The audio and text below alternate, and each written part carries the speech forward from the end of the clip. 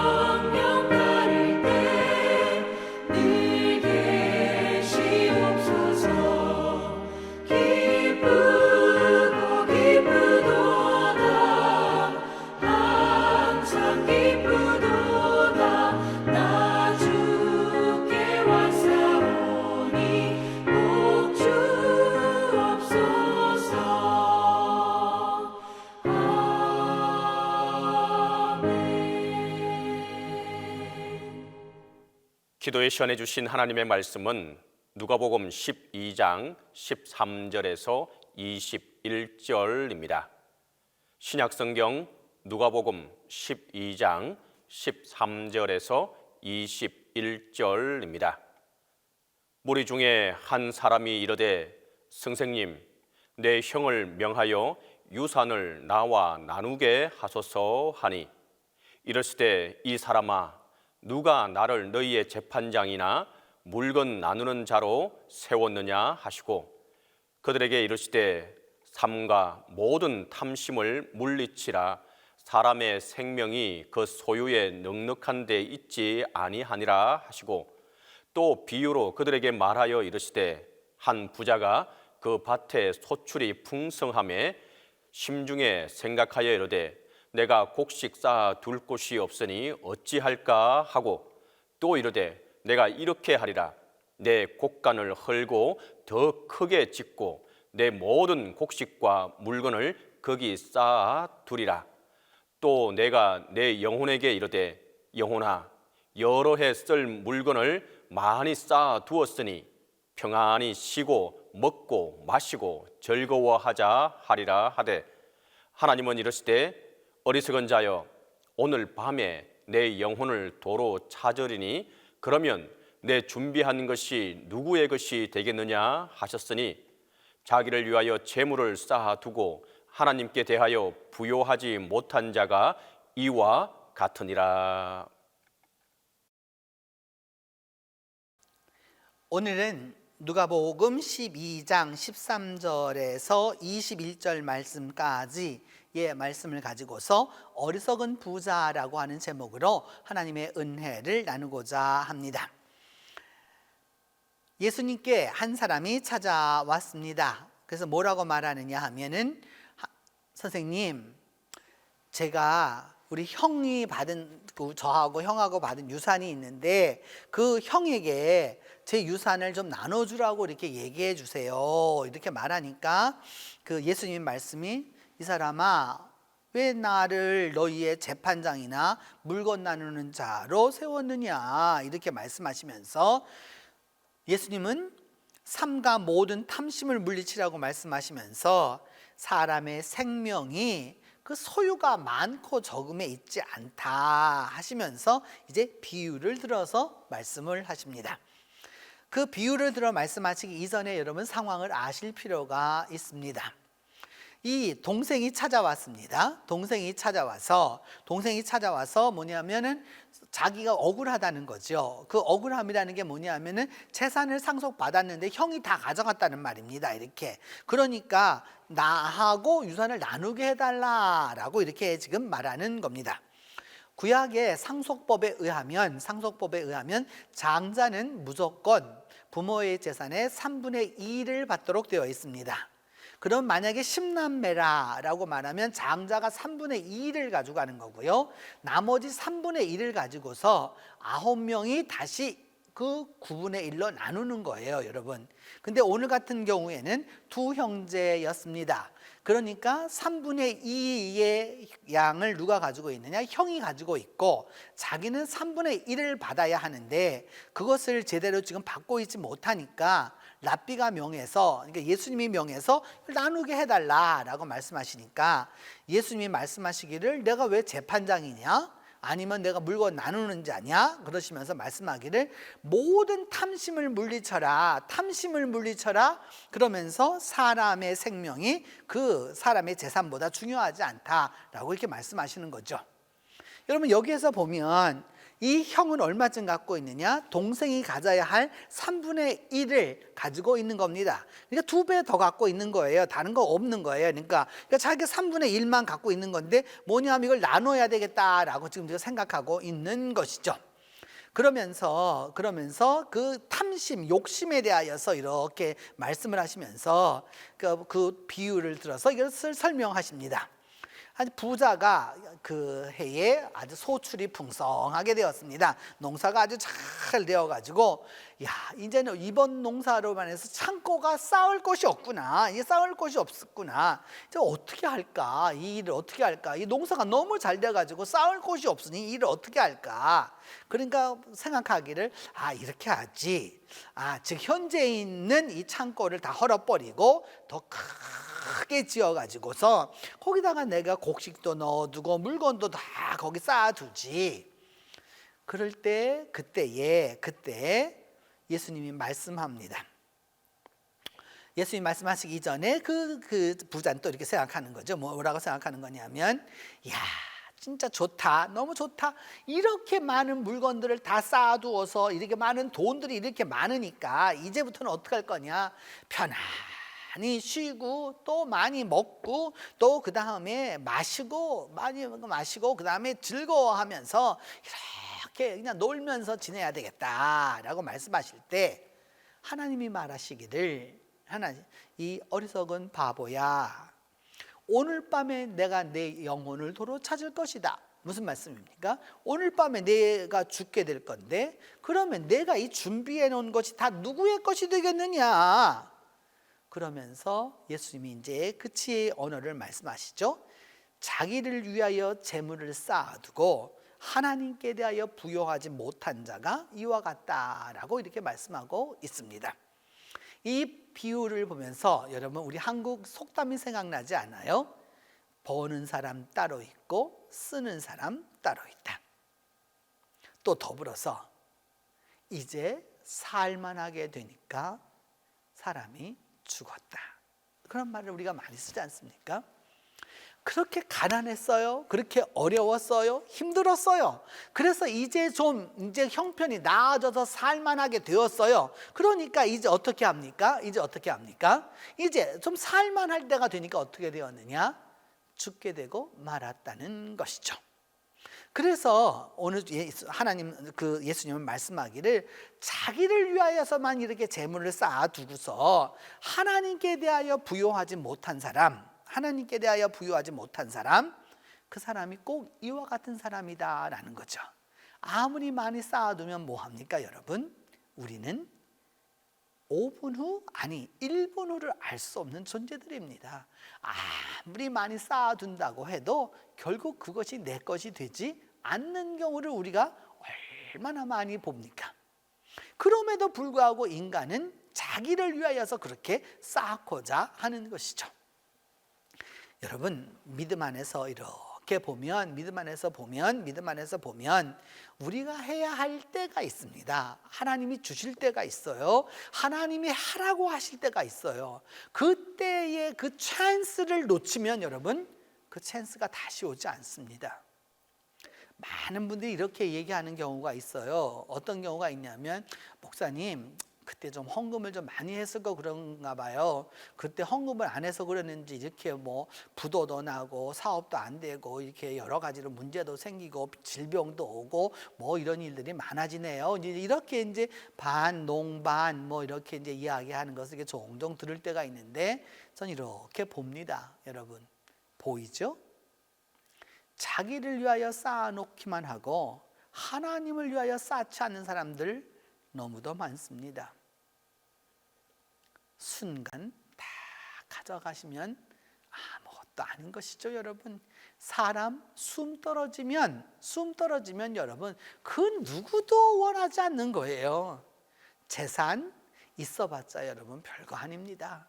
내가 아무리 그것을 땅을 넓히고 그것을 지키고자 하고 그것을 하고자 할지라도 결국은 그게 얼마 못 가는 거예요. 왜? 생명의 중요함이 어디에 있는지를 알아야 하는 것이죠.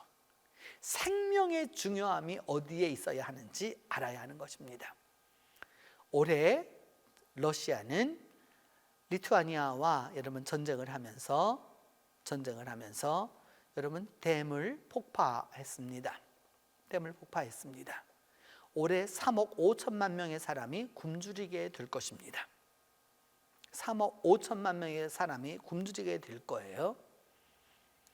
서로 러시아와 리투아니아가 각자가 서로 상대방이 했다라고 이야기합니다. 여러분 여기서 기억해 두어야 할 것이 있죠. 그렇게 악을 쌓으면 반드시 하나님이 갚습니다. 악을 쌓으면 반드시 하나님이 갚습니다. 하나님이 갚으면, 하나님이 손길이 오는 그 순간 아무 소용도 없는 것이죠. 여러분, 주님 안에서 내가 주님의 일을 할 수 있는 기회가 주어지거든, 여러분 지금 있는 것 같고 거기 갖고 자꾸 나누려고 하지 말고 하나님께 대하여 여러분 부요하십시오. 그 부요함이란 꼭 물질적 부요함만을 말하는 게 아니에요. 여러분, 마음의 부요함이 있어야 하고요, 생각의 부요함이 있어야 하고요, 기도의 부요함이 있어야 하고, 믿음의 부요함이 있어야 그 일이 가능하게 되는 것이죠. 바로 그 하나님께 부요함이 있어서 이 어리석은 부자의 어리석음을 범하지 않는 그 은혜가 함께 하기를 바랍니다. 기도하겠습니다. 첫 번째는 하나님께 부요하고 또 부요해서 하나님과 함께 우리가 부요하도록 위하여서 기도하겠습니다. 하나님을 위하여서 부요하고 또 하나님을 위해서 함께 부요하게 살아가는 우리 모두가 되도록 위하여서 기도합니다. 두 번째는 중고등부 여름수련회를 하나님이 축복하여 주시고 중고등부가 영육간의 이번 기회에 성장하도록 위하여서 기도하겠습니다. 세 번째는 다음 주간에 아동부가 여름성경학교를 하게 되는데 이제 외지로 나가서 하게 됩니다. 주님께서 이 여름성경학교를 축복하여 주시고 은혜가 풍성하도록 위하여서 우리가 기도하겠습니다. 이 세 가지 제목을 놓고 함께 기도합니다. 지혜로우시고 은혜로우신 하나님 아버지, 이 시간 우리 모두가 다 하나님께 부요하고 또 하나님께 또 부요해서 하나님과 함께하는 부요함의 기쁨을 얻을 수 있도록 주께서 도와주시옵소서. 그리함으로 말미암아 믿음 안에서 승리하며 나아갈 수 있도록 주께서 도와주시고, 주님께서 함께하여 주심으로 말미암아 믿음 안에서 승리함을 얻고 나아가도록 주께서 함께하여 주시옵소서. 하나님 아버지, 이 시간 기도하고 원하는 것은 중고등부가 이번 주간 여름 수련회를 하고 있는데 주님께서 축복하여 주시고 주께서 은혜를 베풀어 주셔서 중고등부가 영육간에 성장하도록 하나님이 도와주시옵소서. 다음 주간에 아동부가 여름 성경학교를 하게 되는데 주님께서 이번에 축복의 축복을 거듭하여 주시고 은혜가 풍성한 여름 성경학교가 될 수 있도록 주께서 도와주시옵소서. 하나님 아버지, 오늘 주님의 그 비유의 말씀 그대로 우리가 어리석은 부자가 되지 아니하고 하나님께 대하여 부요할 수 있도록 은혜를 베풀어 주시고 하나님의 교회 가운데서 행복하게 살아가는 우리 모두가 될 수 있도록 도와주시고, 내게 주신 축복이 나만을 위한 것이 아니라 하나님의 사람들을 위하여서, 하나님의 백성들을 위하여서, 하나님의 사역을 위하여서 필요한 것임을 깨달을 수 있도록 주께서 도와주시옵소서. 그리함으로 말미암아 우리 모두가 다 주님 안에서 부요한 자로 살아가도록 하나님이 함께해 주시옵소서. 이제는 주님께서 가르쳐 주신 기도로 오늘 기도회 마치도록 합니다. 하늘에 계신 우리 아버지, 아버지의 이름을 거룩하게 하시며 아버지의 나라가 오게 하시며 아버지의 뜻이 하늘에서와 같이 땅에서도 이루어지게 하소서. 오늘 우리에게 일용할 양식을 주시고 우리가 우리에게 잘못한 사람을 용서하여 준 것 같이 우리 죄를 용서하여 주시고 우리를 시험에 빠지지 않게 하시고 악에서 구하소서. 나라와 권능과 영광이 영원히 아버지의 것입니다.